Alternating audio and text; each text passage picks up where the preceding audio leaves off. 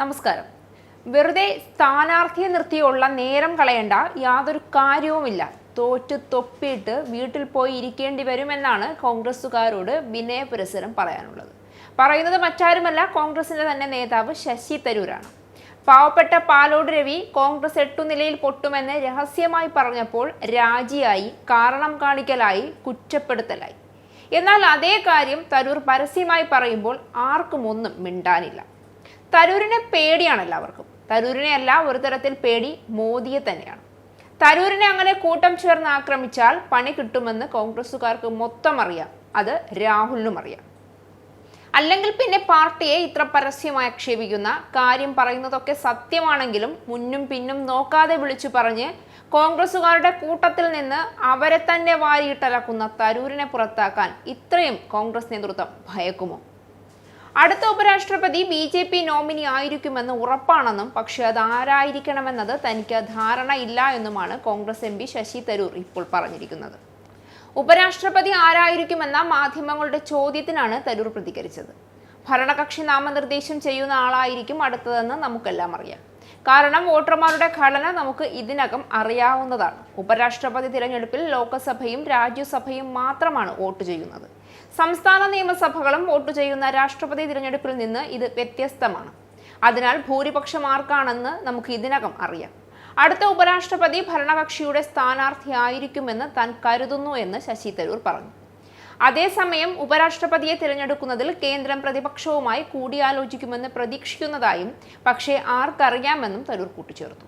ഉപരാഷ്ട്രപതി തിരഞ്ഞെടുപ്പ് സെപ്റ്റംബർ 9 നടക്കുമെന്നാണ് തിരഞ്ഞെടുപ്പ് കമ്മീഷൻ അറിയിച്ചിട്ടുള്ളത്.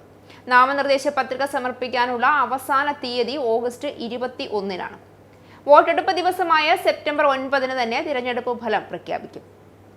രാജ്യസഭയിലെ തിരഞ്ഞെടുക്കപ്പെട്ട അംഗങ്ങളുടെ നോമിനേറ്റഡ് അംഗങ്ങളും ലോക്സഭയിലെ തിരഞ്ഞെടുക്കപ്പെട്ട അംഗങ്ങളും ഉൾപ്പെടുന്ന ഒരു ഇലക്ട്രൽ കോളേജാണ് ഉപരാഷ്ട്രപതിയെ തിരഞ്ഞെടുക്കുന്നത്.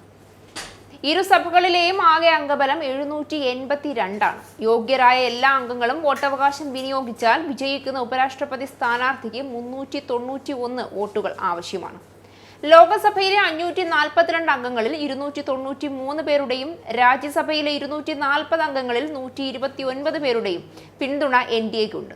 ഇരു സഭകളിൽ നിന്നുമായി ഭരണസഖ്യത്തിന് 422 അംഗങ്ങളുടെ പിന്തുണയുണ്ട്.